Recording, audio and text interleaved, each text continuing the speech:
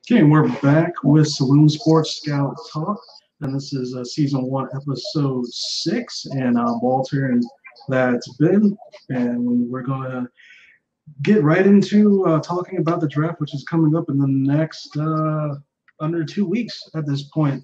So it's a lot to talk about in a short period of time, and as far as scouts go or prospects go this week, we're going to talk about a couple wide receivers, quarterbacks, a safety, and some edge players. But before that, we're going to talk about certain things, the valuation and what teams value. And then we're going to get into some talk about Dwayne Haskins, the Ohio State quarterback, who is projected now to drop possibly to the fourth quarterback overall taken. And then after we talk about the prospects, talk to what we're going to do up to the draft, building our big board, and what we're going to be doing on draft day. So we'll jump right in and get on the evaluation process and what teams value, which also plays into a prospect that I just got done looking at, him, Taylor Rapp, safety from Washington. And after his pro day, which we'll get into more when we get to that segment, is that there's talk of that he's possibly dropping. And Ben and I have talked about this a couple of times on different episodes, but it seems like it's hard to pin down what teams are truly what they really care about. I know every team's different. Every team's have a different evaluation process, but talk of a player like Taylor Rapp starting to drop because he didn't run a 40 fast enough for the type of player that he is seems to be a little bit alarming. What do you think, Ben, this kind of talk means as far as the team's evaluation process, and are they even trusting the tape, as what we've talked about a couple of times during the show? It doesn't seem like they're trusting the tape. I mean, 40s can be important, but I definitely wouldn't drop somebody based on their 40 time, because some guys could run have a slow 40 time, but still look a lot faster on tape, and vice versa. So you really have to use the 40 and other combine drills to really put an exclamation point on what your overall evaluation of that prospect is. The fact that Rapp's falling, it excites me as far as a fan of the Cowboys, because that's a position of not necessarily need, but a position that we can upgrade, and having somebody like Taylor Rapp come in would be fantastic for the secondary. But in terms of just a scouting perspective, I don't quite understand why he's falling so much. Because all indications point to him being a great prospect, other than just he ran the 40 2/10 of a second slower than what all the other safeties are running. So it's a little baffling, but to me, the most troubling aspect of it is that these teams are feeling confident enough to leak this to Dane Brugler, who's on the draft show, to basically say that we don't like it. We're starting to drop him because of his 40, which that would be troubling for whatever process these teams are going through. If that's an honest assessment that you now think he's a lesser player because that he didn't run a 4, 5, 6 like he thought he would, which again, this is getting to my evaluation of Rapp, but he had a hip issue. He probably didn't train for the 40 like some of the other guys did that could shave off those seconds, and it doesn't really matter when you look at the tape. It's like I would venture to argue it doesn't, but there are legit NFL scouts and teams who are confident enough to leak it to media scouts that they don't like Rapp as much because of his 40 time. Gil Brandt, who's going to the Hall of Fame as a scout, had an argument with Brian Broaddus, also on the draft show, and didn't even really want to hear about Rapp because of the 4.77 40. And to me, that's like, really? Like, really? I don't know. It's starting to make me question what are some of these teams valuing. Is there a reason why certain teams are suspect in their scouting department and drafting? Is there a reason why the Cowboys have been good drafting since Will McClay has taken over the whole machine? I don't know. It just seems to be a very strange part of it, but it does make logical sense because of the hype that's gone around DK Metcalf because he ran a 4.33. Yeah, and I think also something to keep in mind is these rumors start leaking out every year around draft day. And it could very well be just a GM trying to scare other GMs away from taking a guy they like. I don't know if anyone's that. I mean, if that would actually get in the team's minds over a 40s time and people are talking about, oh, they're dropping now, and a team let that affect their board, that's that team's fault. Yeah. That's that team's fault. I don't know, the whole conversation around just people being that focused in on a 40 for any position, even any position outside of corner, I would say, like, this is kind of ridiculous. Like, why? Like, why? Or why are you so fixated on that? I know for Dwayne Haskins, we were talking about in the next segment, he did a really good 40 time at the combine, and teams were like, oh, he ran a 5.0240. I'm like, I think it was like a 4.95. But what about his tape tells you that he's a running quarterback other than a ridiculous comment by Stephen A. Smith? None of it. That's not the type of quarterback he's ever been. So if you're fixating in on his 40 time, you just don't trust the tape, or you have a poor evaluation process as a scouting department, and then that's troubling.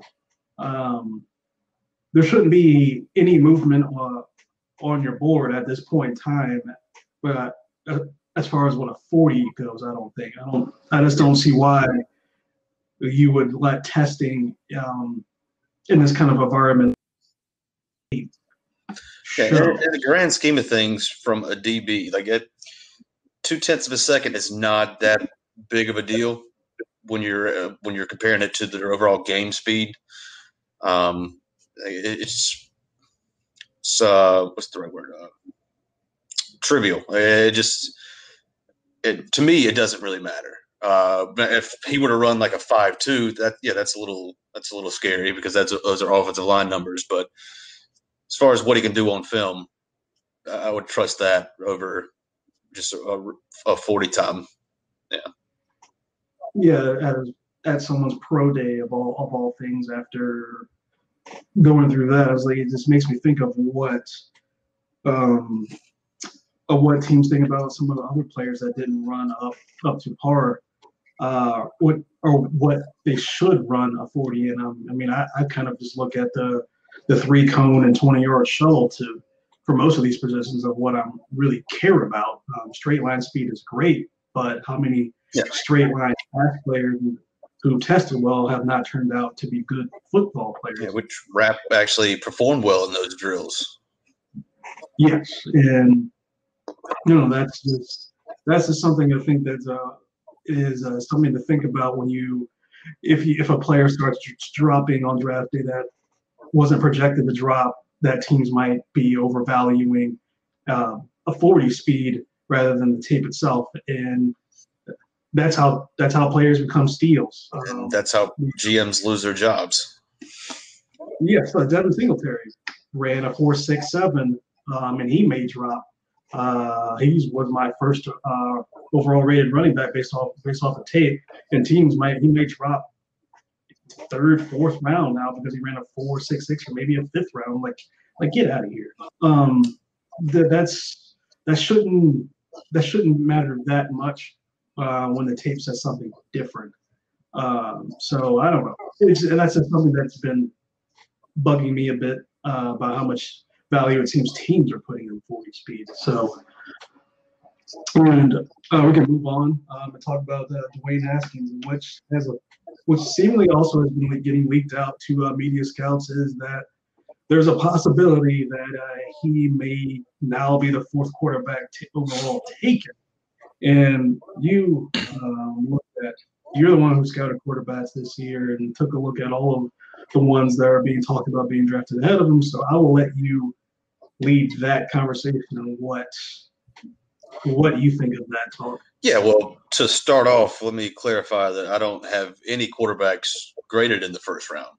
But that's not how the draft works. There's always going to be those teams that need a quarterback. They're going to take the best quarterback available. For the longest time, Haskins was rumored to go to 6 to the Giants, which I think was a good fit for him. He's from New Jersey. I think he'd play well in that atmosphere. But Giants also have bigger issues at play. That's a different conversation entirely.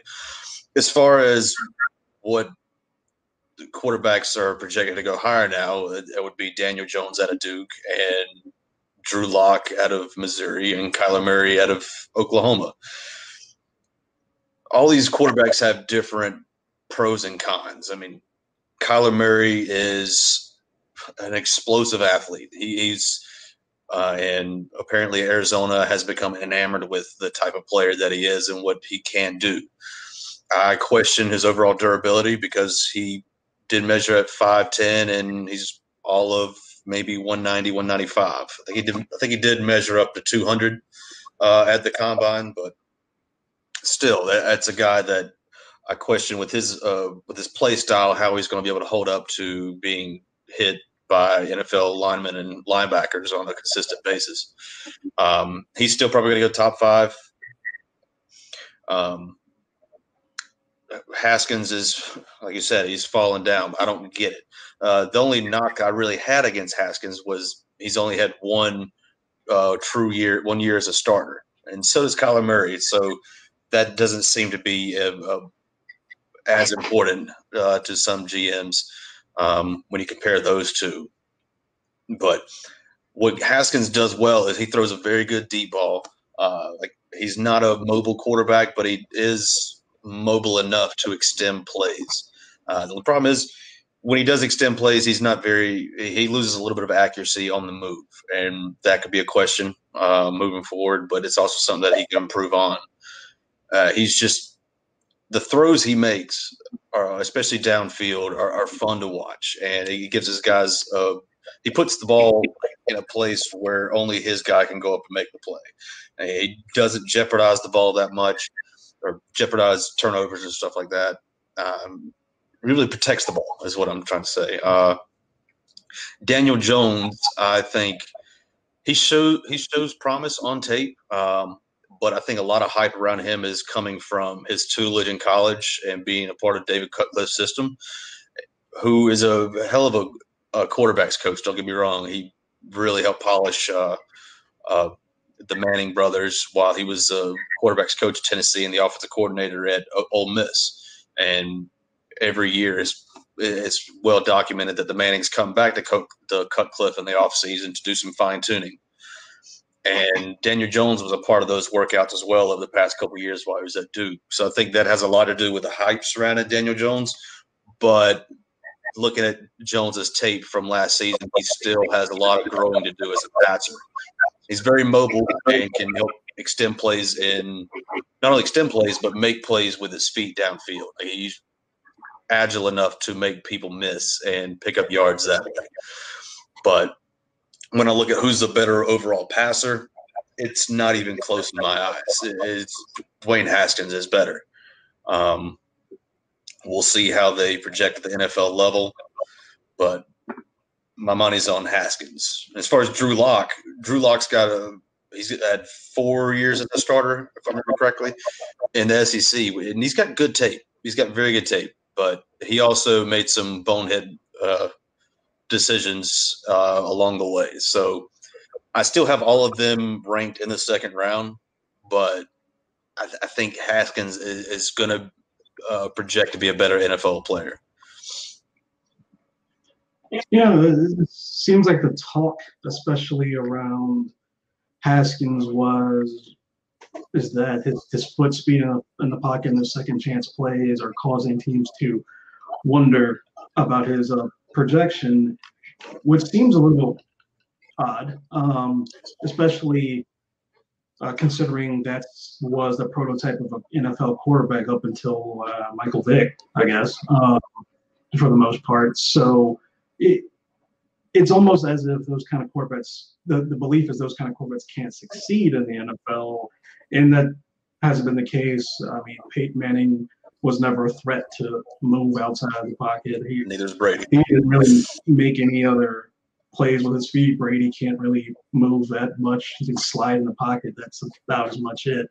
So it seems to be an extremely weird conversation that of why they believe of why the talk is that he might be the fourth quarterback overall taken now, especially over someone like Daniel Jones. I mean, if Daniel Jones goes at 6, I don't think that's where anyone projected him early. So, especially when the Giants' bigger issue is their offensive line. I still think Eli's got. If you look at what Eli did last year, he still had a solid year considering the talent he had around him. I think he's got at least another year left in the system. So any quarterback you're going to draft is probably going to sit behind him for a little bit. Yeah, I don't know. That just seems to be like a weird another conversation coming up. And again, I guess that goes into more about the evaluation of what teams are doing and when they're sitting in rooms, because I know there was reports coming from the Star that Cowboys have been this whole week or been in draft meetings from 8 a.m. to 6 p.m. every day. And there's probably arguments going around in every single team facility about how they should set the board and who should be where. And I'm sure scouts are getting on the tables for certain people. Other scouts are saying, no, that's a bad choice. So if the Giants really are to make that kind of move, I don't know. That team's had offensive line problems for the past, 5 years. One of the worst offensive lines in the league. Yeah. So if they were going to do anything in that position, I was thinking it was not going to be a quarterback. Then you have a number of offensive linemen you can pick to try to fix the whole situation. Absolutely. But that's not my decision. But yeah, but I don't know. It just seems like if certain people are getting enamored with a quarterback that can just run, it's like you're still going to have to throw in the NFL. And you mentioned Kyler Murray. It's by the offensive line. There's 4 of those guys. All of those guys that are coming out are projected to go within the top 3 rounds. Top 4 rounds, 4 rounds. I'm like, yeah, that's a really good offensive line. Yeah.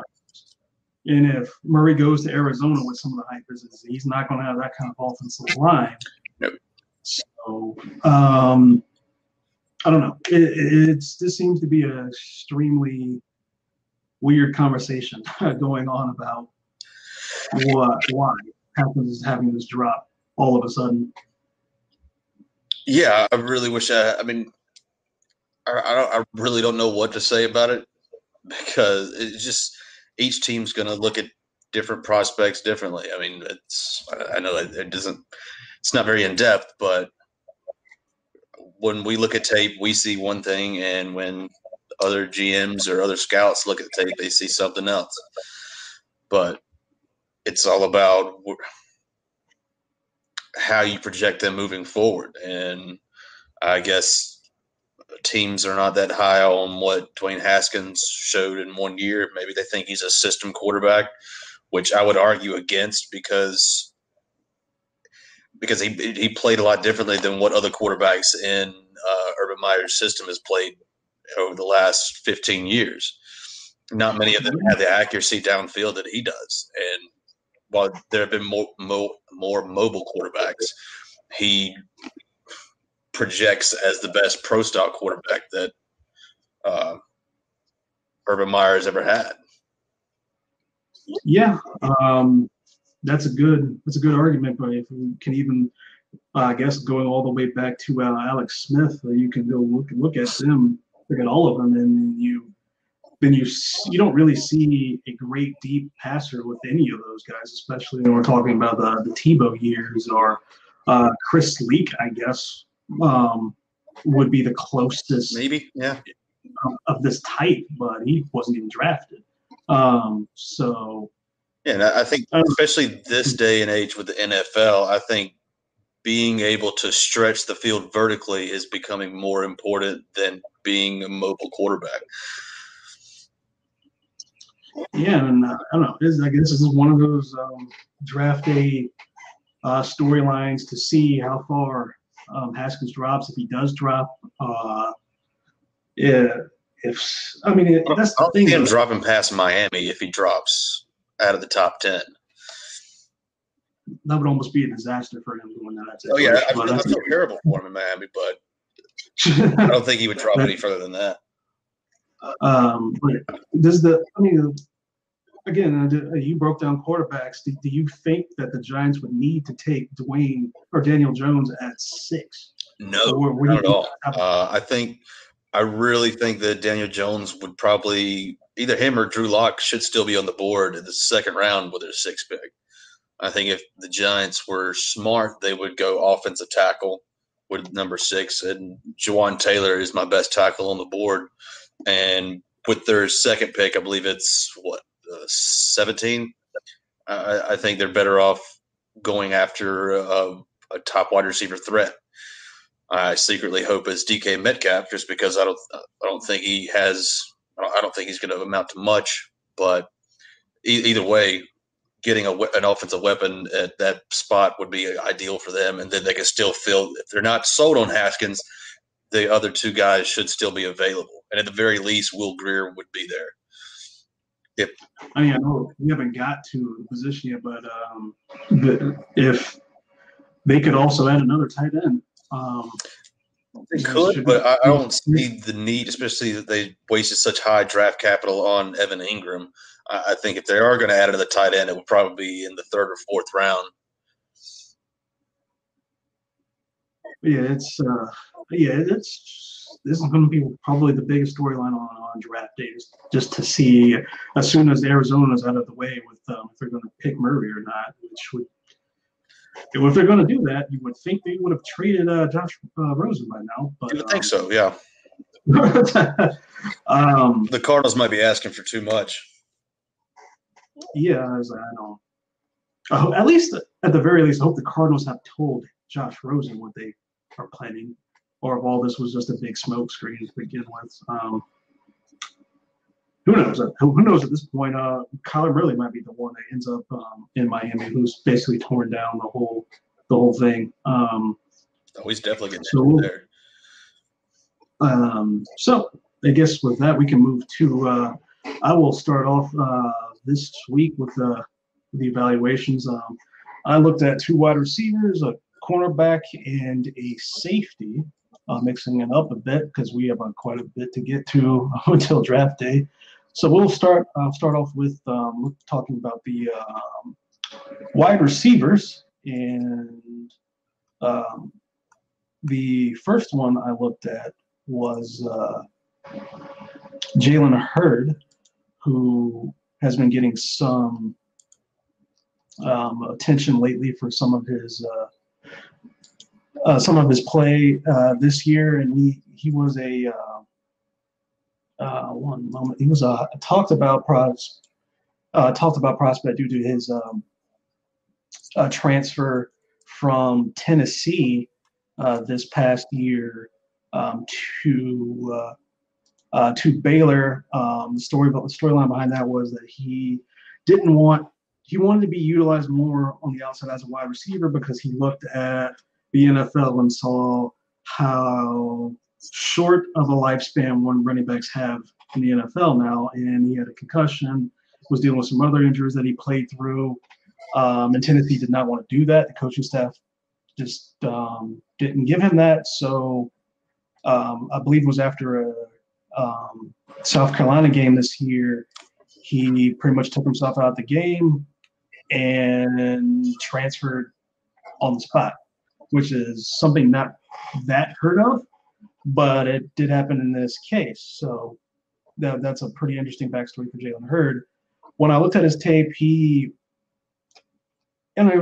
interesting. He played a lot of slot. He didn't run at the combine, but he did at his pro day, and he ran in the 4.6s. People believe he was going to run a 4.44. That did not happen. So he's not as fast as people think. He's around 6'4", 228. So he's got a pretty big frame. He's had a 35.5 vertical lead. He did a 4.18 shuttle at the Baylor Pro Day. So it's, again, those were pro days. It's easier to manipulate the grades. So take that with a grain of salt as to what they really are. So he's on film. He looks to be a decent athlete with good change of good balance, good feet. He's very good at changing directions. He's got good coordination, game speed, solid game speed. He honestly, I would say he ran about. He plays around on 4.66 in my opinion. Again, the competitiveness. There are questions with his whole situation of leaving Tennessee, taking himself out of a game. I'm not sure what teams are going to think about that. It's iffy to me, but a Tennessee assistant coach said that he was one of the toughest players and he gave it all for the program. So that one coach didn't hold any ill will towards Jalen Hurd. But again, that coach was all speaking anonymously, so who knows if that's a widespread feeling at Tennessee in the program. As far as his mental alertness on the field, he had some bad concentration drops. He looks to be has some good instincts while playing the wide receiver position. He's decent off the field, but I'm not sure how much room he has to grow at playing wide receiver because he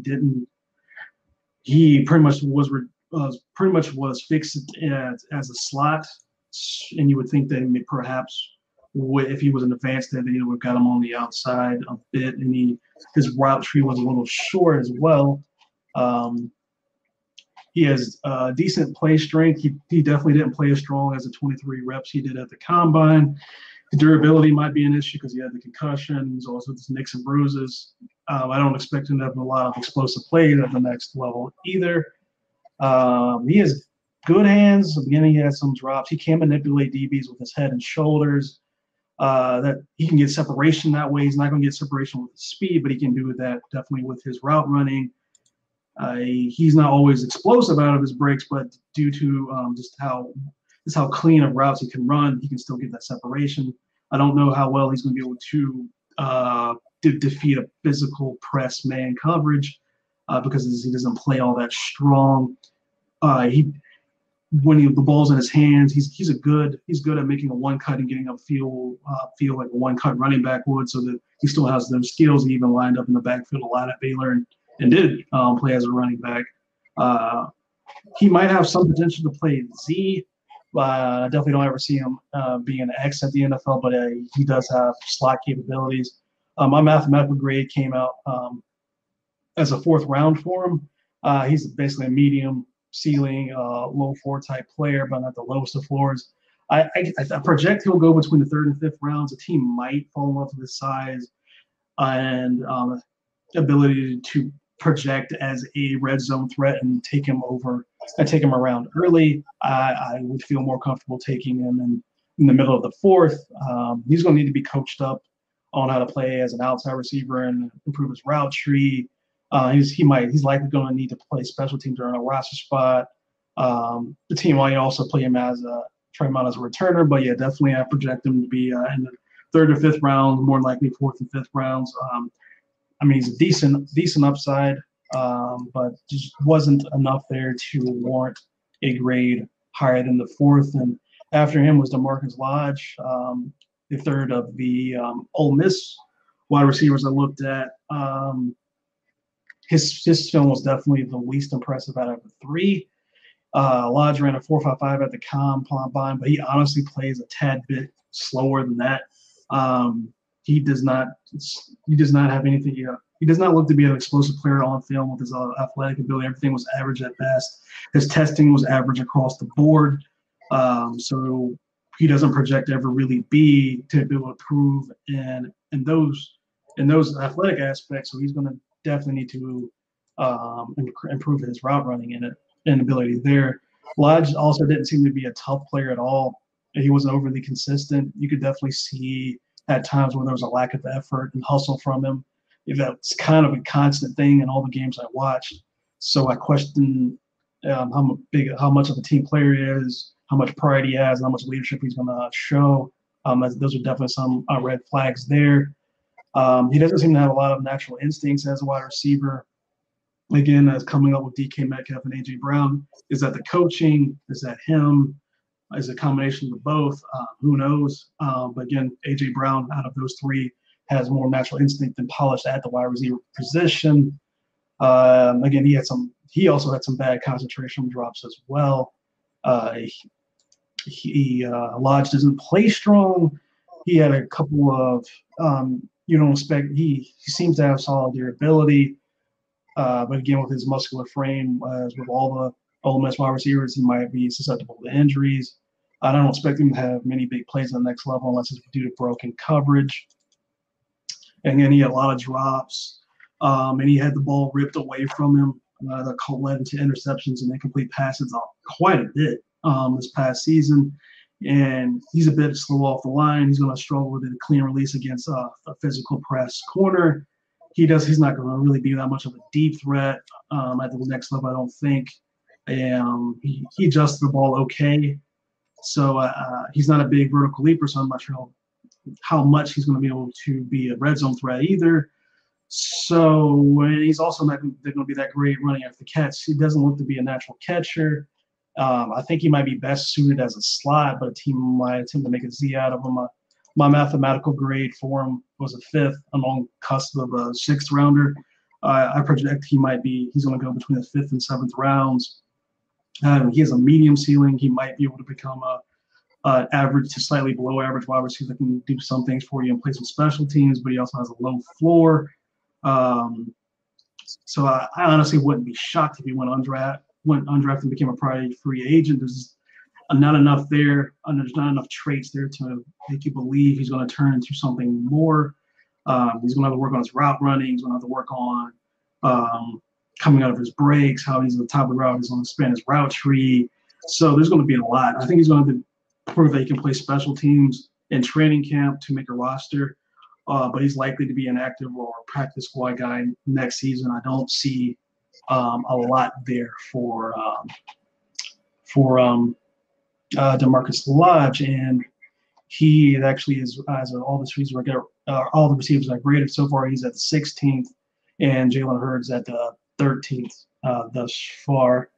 And then we'll go to Byron Murphy, a cornerback out of Byron Murphy Jr., cornerback out of Washington, who was a part of a very, very good Washington defense that's been extremely talented over the past couple of years. He ran a 4.55 at the camp combine, but he plays faster than that. That might be due to his instincts, but he shows very good balance.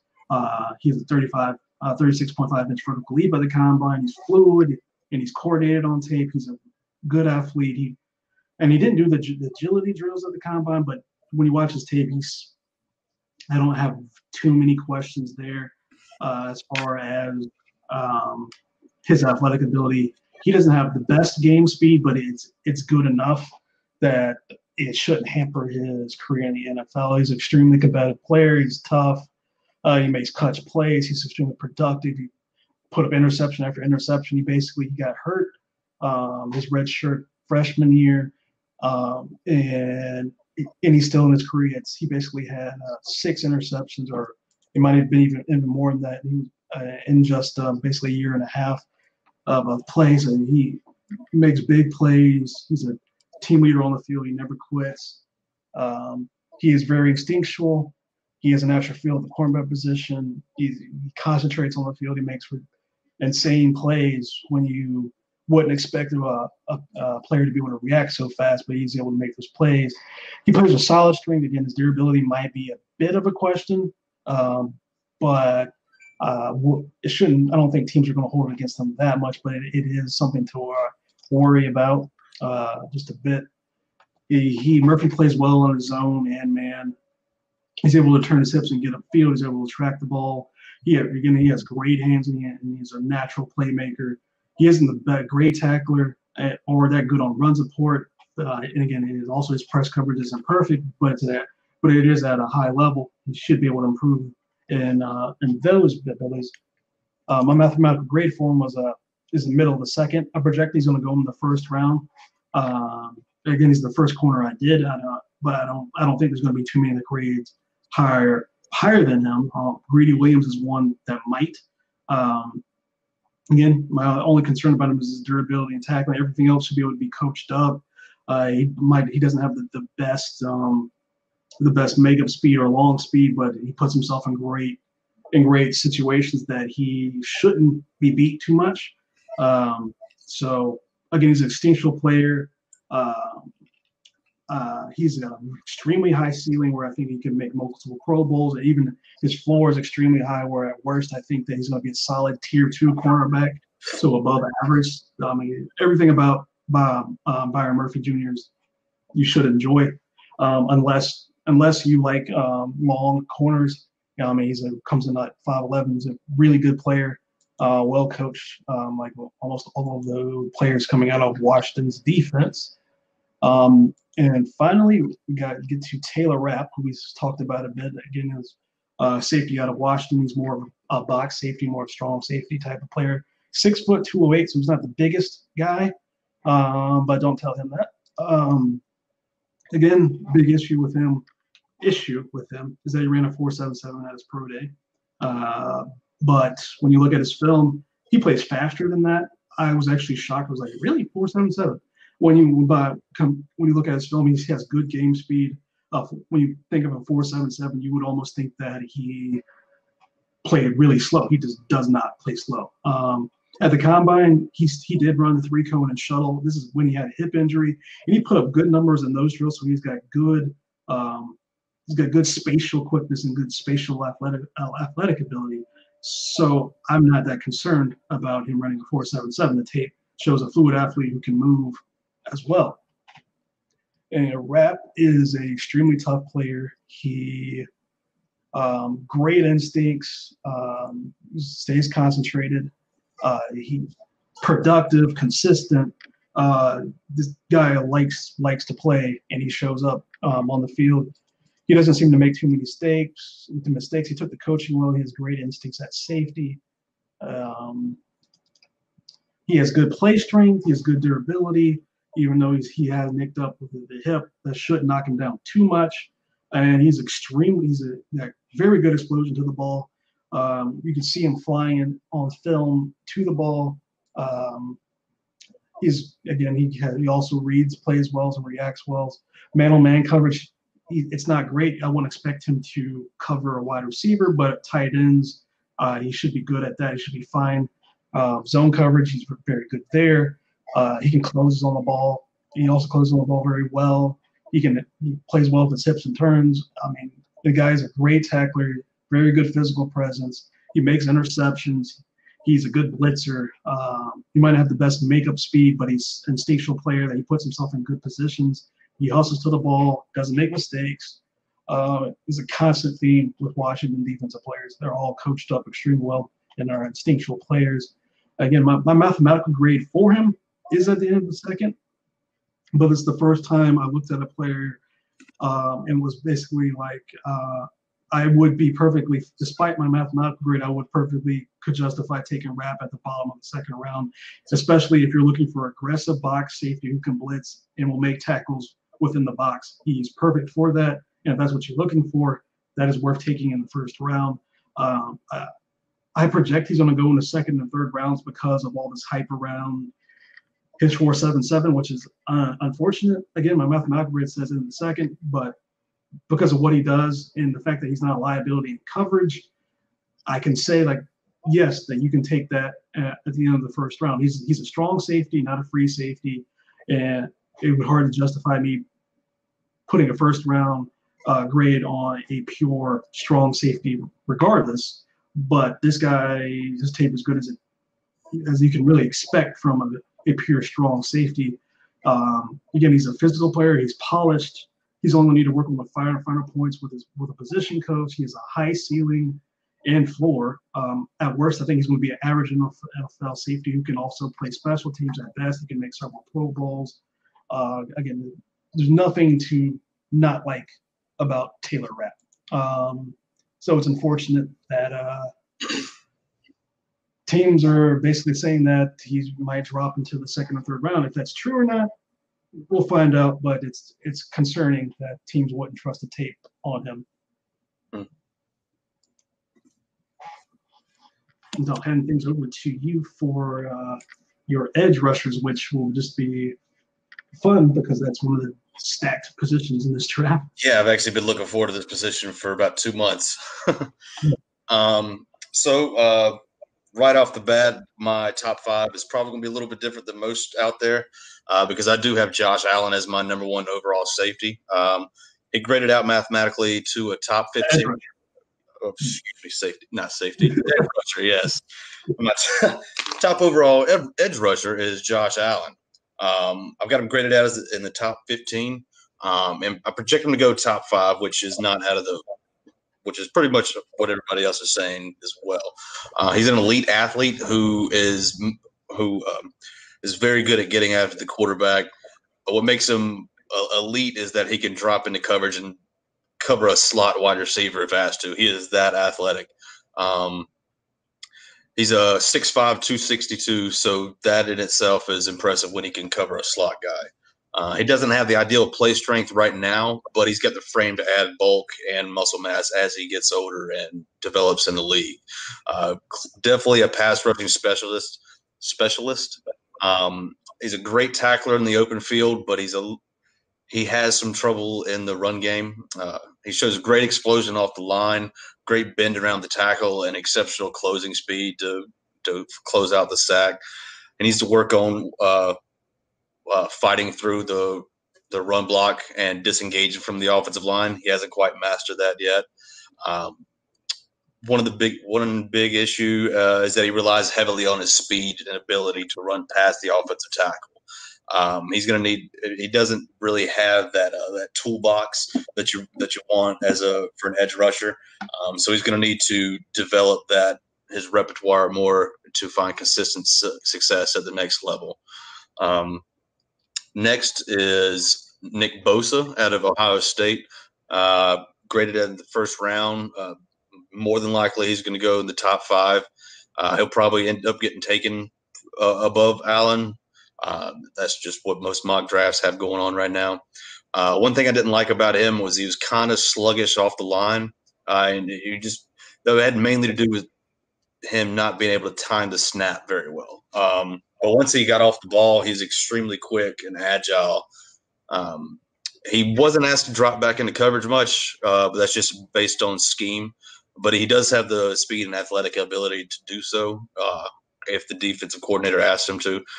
He's got a relentless motor. He's effective on both sides of the defensive line and can even move inside and be effective. He's got good play strength for size. He can still afford to add more size and strength or more mass. Durability is a minor question mark that I have because he only played in 3 games this season after an injury to his core, and he actually withdrew from school to focus on rehab and draft preparation.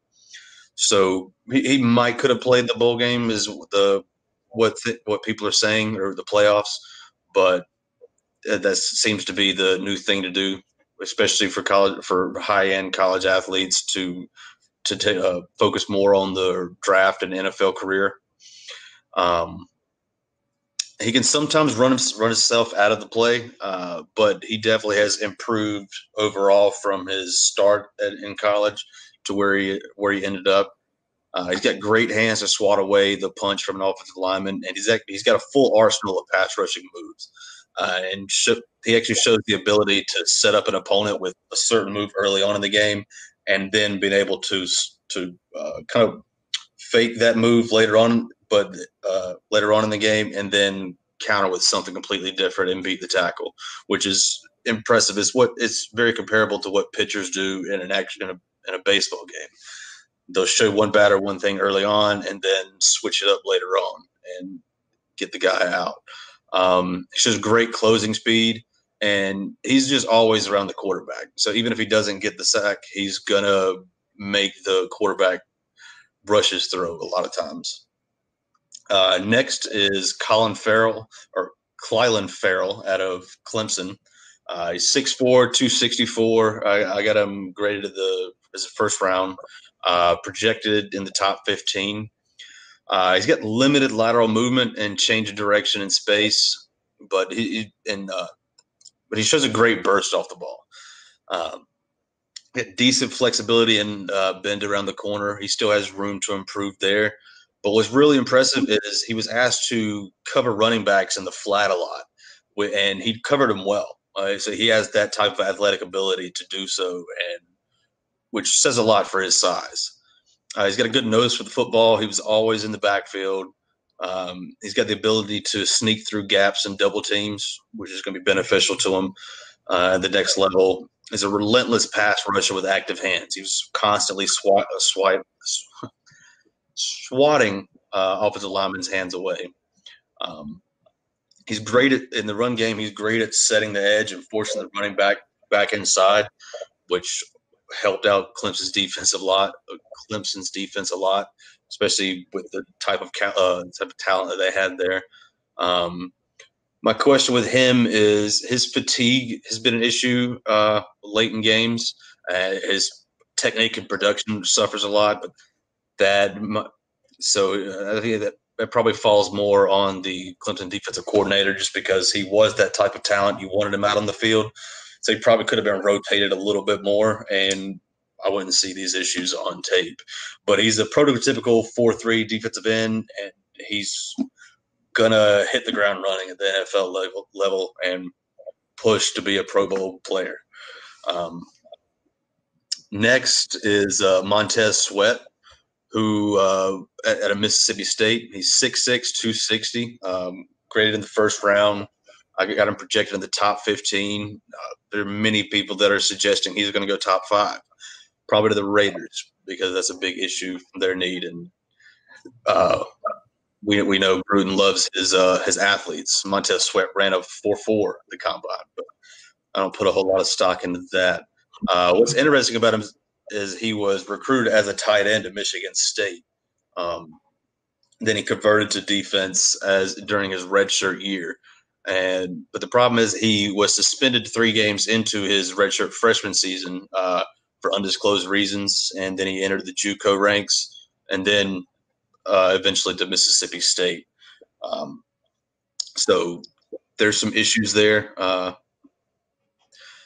on the field, he shows great awareness and the ability to diagnose the play. Like I saw several games where he was sucked in by the screen, but reacted very quickly and was able to turn around and still make the play, which I was impressed with. He shows good bend around the corner, and for being a defensive lineman for only a few years, he's got an impressive toolbox of pass rushing moves. He's got a great juke that will fool a lot of tackles, and he's got a good rip, which will allow him to cross over and penetrate. He's got long arms, which will help him disengage from the run blocks and make the play. He's got he's got a knack for splitting the gaps and wrecking havoc in the backfield. Fantastic pursuit, closing speed, and finish. He knows how to rush the passer. It's just an innate ability for him. Lastly, or not lastly, but my number 5, lastly for today, is Brian Burns out of Florida State. He's 6'5", 249. He's for me, mathematically, he graded out in the top of the second, but I've seen a lot of mock drafts that have him going from mid to late first round. So it really just depends on what teams value. He shows great lateral quickness and mobility. He's a great athlete that can drop into coverage if need be. He's got fluid hips, good flexibility, and bend around the corner. And he shows a good understanding of actually how to play defense and awareness in different situations. My biggest knock on him is I question his overall effort, as he seems to have taken a few plays off, which at the NFL level you can't do. If you're tired, put your hand up and come out. Let somebody fresh come in, and so the defense doesn't suffer. But when he does have his win, he's got fantastic explosion, but he lacks overall functional strength to really help out in the run game. So that's going to be a problem. But he could develop. He's got the frame to add more muscle mass, and be coached up in that regard. He's got tremendous versatility, either as a stand-up linebacker or a down lineman that can drop into coverage, and he's got great burst off the line. When he when he's especially when he has his hands in the dirt, he can have a tendency to pop up and lose his power, especially when he's going up against a good tackle. So that's an area to be concerned with. He's got a decent spin move, but his best pass rushing skill is what I call a changeup. Like he'll actually he's so explosive that a tackle's got to be prepared for that, and then he'll just change speeds and allow that tackle to over kick, and he'll be able to turn it up inside and get to the quarterback.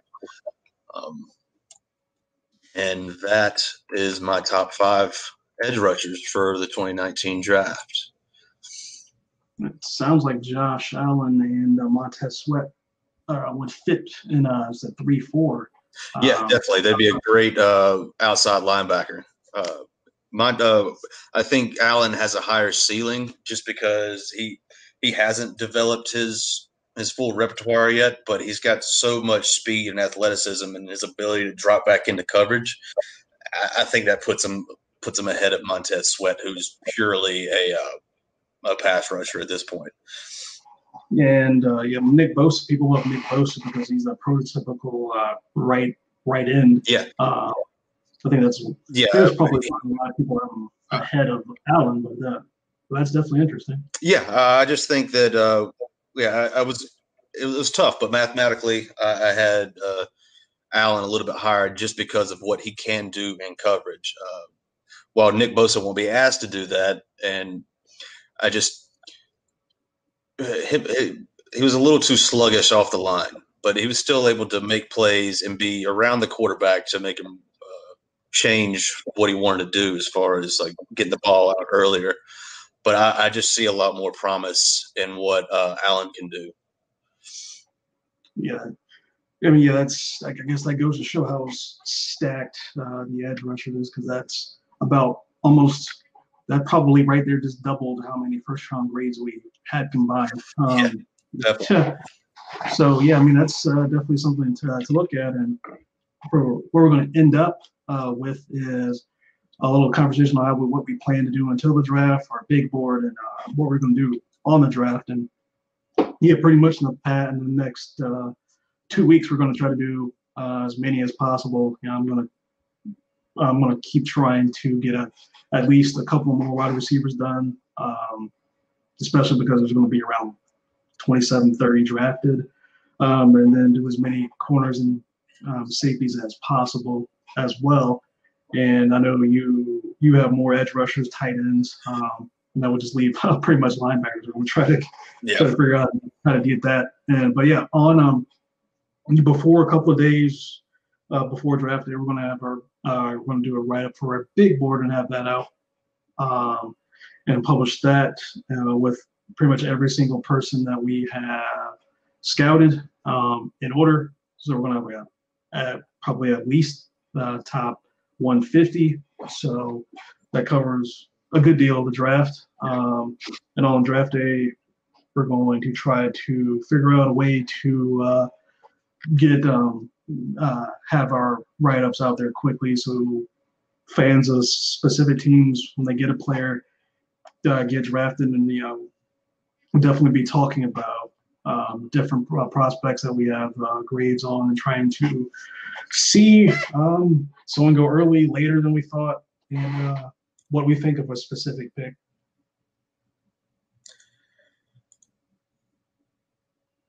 Especially if someone like I don't know. I know you'll have some words to say if Jake Browning gets picked in like the 3rd round or something. Yeah, I'm probably going to throw something if that happens. Which is actually not too far out of the realm of possibility. After Cody Kessler went in the 3rd round. I think most people had him as a 7th or priority free agent a couple of years ago for the Browns. So things like that can happen. So stranger things have. I haven't heard Browning's name come up much at all, so I don't think that's going to be an issue. But No, yeah, I haven't heard him. Yeah, he's one of the names that have been quiet. Greg Gaines is something I'm looking interested to see where he goes. Yeah, his tape stood out, and I literally haven't heard a word about him since the combine. So I'm sure he had 30 visits somewhere, but that guy's tape is way too good. I know another story will be Bryce Love. Evidently, his medicals came back pretty good in his recovery. Dane Brugler actually had him mocked to the Cowboys in the 4th round, which would make me, as a Cowboys fan, extremely happy. If he's healthy, a healthy Bryce Love would have had the highest grade in the draft for me. And I still have him as at the end of the 2nd round with the injury. I was like, this guy's that good. DK Metcalf, that's going to be fun. I don't think there's any way he's going to get out of the 1st round, which I think is still unfortunate. But if he goes top 10, I'm just like, good luck to whoever does that. The Jets, looking at you, don't do that. Redskins, go ahead, take them. So yeah, I mean, so we'll definitely be doing quite a bit. I know next week we're planning on dropping 30 write-ups on Wednesday, and we'll probably have more later in the week. So it's crunch time to get as many as we can out there, and just to see all that we can do until draft day. Yeah, a lot of work to be done in 2 weeks, but it's fun work. Yeah, the edge rushers getting the tight ends, which is what you'll be looking at. I think is going to be an interesting position because it seems to be pretty deep. That there might be good players taken in the 4th round that can have immediate success in the NFL. Even though it typically doesn't happen in the position, but there's some pretty good tight ends, projected good tight ends that are coming out this year. Linebackers are. There's some sleepers at linebacker people are talking about, but there's not as many expected to go in the 1st round. I've only heard one. Was it Devin White or something from LSU? Yeah. So I think there's one from Michigan as well that's supposed to go in the 1st round. So I mean, there's a lot of so I mean, it's just some interesting things, especially at corner and safety. The corner's not that top heavy. Safety isn't as top heavy as it could have been, but I know a lot of fans have been talking about Jonathan Abram from Mississippi State. Taylor Rapp, up until he ran in a 4.77 as pro day, had a lot of hype around him. Could he be a 1st round pick? But right now it looks like Nasir Adderley from Delaware. Yeah. Is expected to be. He's the only consistent 1st round safety right now. Delaware Blue Hens. So I have not looked at him yet. I will get to him. Delaware is one of the top FCS programs up there with North Dakota State. So that'll be interesting. The team is willing to take a FCS player in the 1st round, which doesn't seem to happen that much, but he's worth it. And the tape says he's worth it. And follow and trust the tape. Yeah, trust the tape. I'm actually very interested to see what you think about Abrams. When I was watching Montez sweat, Abrams was all over the field. He seems to be a real player that could help out somebody's defense early on. He seems to be, from what I've read so far, seems to be in the same mold as Rapp. So we'll see there. Both. I think the word is that he's not going to be around at 58, and up until last week, the word was that Rapp was definitely not going to be there. So it'll be interesting to see how far those two drop and what a team asks them to do at the next level. But it looks like that we're heading up in the last couple of seconds of the show, and again, we'll definitely be back next week with more edge rushers and then more DBs. Might have a couple more wide receivers to talk about, but we're getting it in the late day 2, day 3 receivers at this point. So the more interesting or more fun players, will be at the corner and safety. But yep, we'll definitely be here to report on it. Looking forward to it. We'll see everyone next week. Take care.